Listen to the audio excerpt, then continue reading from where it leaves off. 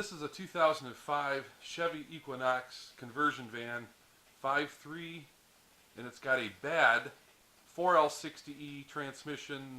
It's got the typical no third or fourth gear failure. And we're going to swap it out with a used transmission. So looking inside the van on the the passenger side, I removed the seat, I unbolted it, and I just slid it back. There was a big, massive center console. This is a conversion van, so it had the big console going over here. I didn't film that because they're all different. But with that out of the way, I was able to get the doghouse off. The doghouse is right there. I threw it on top of the flying machine. And it doesn't give us much, but it gives us enough room to kind of, let me get my light set up here. Gives us enough room to kind of get your hand down in there and get the bell housing bolts out. What's interesting is this one right here is already gone. It's missing. I don't know if you can see that, but there's an open hole there where that bolt's supposed to be. So I'm going to go ahead and remove the bolts from here, and then we'll lift the van up, get underneath, and pull it out.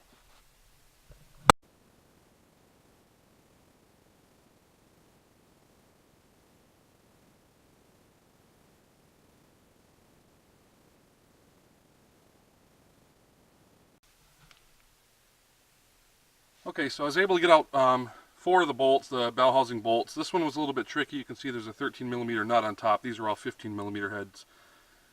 This secured the fuel lines and some other wiring and crap, so that was a little bit tougher. But there would be 5 here because you can access 5. But like I said before, I think the transmission has been out. There is 1 bolt missing, so you can actually access 5 bell housing bolts through the doghouse, which is going to make it easy when we go down under. This 13mm nut right here was for the dipstick tube. I took it off now. This way we'll have a little bit of wiggle room when we're down underneath and we're disconnecting the dipstick tube from the transmission. So let's get the van up in the air and let's go pull this trans out.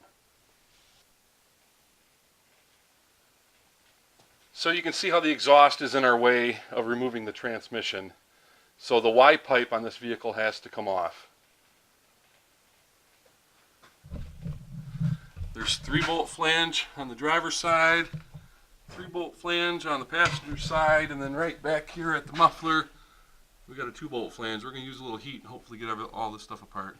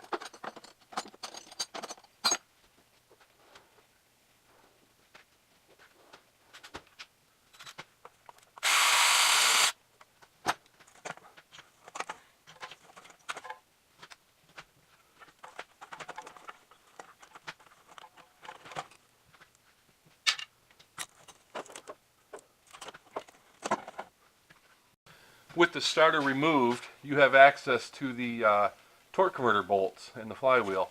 Those are the torque converter bolts, are 15 millimeter, and you can pull one out and then you use a pry bar and just push on the flywheel and you can rotate the engine till you gain access to the next one.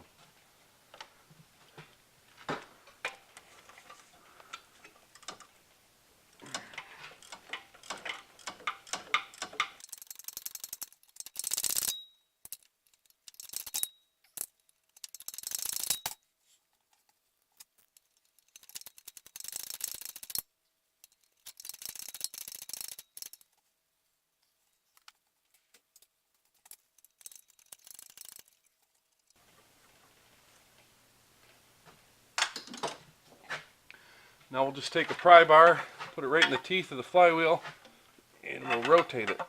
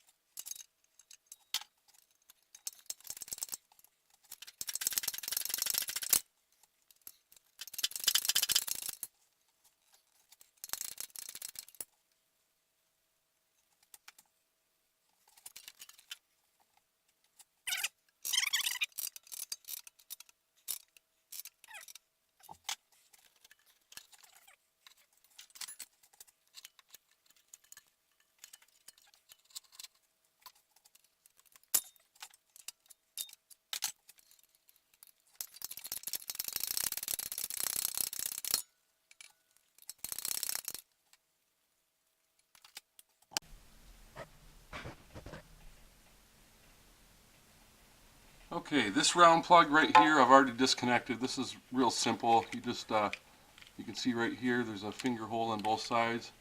You just pinch that together and pull straight up and that comes out. Now the lines have the quick connect fittings on the end. I could not get the little springs out where they were located at. So I just unscrewed the quick connects from the transmission, and once the transmission is out of here, then I'll get those little clips out and clean those up. And I've made sure that the harness is disconnected from the transmission case all the way back. There is one more little speed sensor connector back here. That just, you pull the tab with your finger right there, and pull that straight down, that'll come out. So this is all loose. Everything on this side is loose. We've got the dipstick tube to contend with, but I did loosen it up top, so once we get this transmission ready to come out, that shouldn't be an issue. The torque converter bolts are out. The only fasteners we have left holding this together, there's one there, one there, one there, and one up on the other side. And let's take you around to the other side here.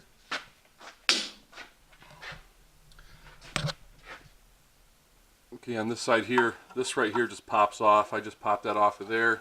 I think earlier in the video you saw me disconnect that. And this electrical connector, where is it at here? Right here. This goes on there, and all you do is you pull down on this black plastic piece, and as you pull down, you wiggle it back. It might hang up a little bit. The dirt gets in there and kind of hangs them together. And again, I removed the fastener here to make sure that these fuel lines are loose from the transmission. And we're going to work on getting this cross member out of here, and we'll pull this trans out.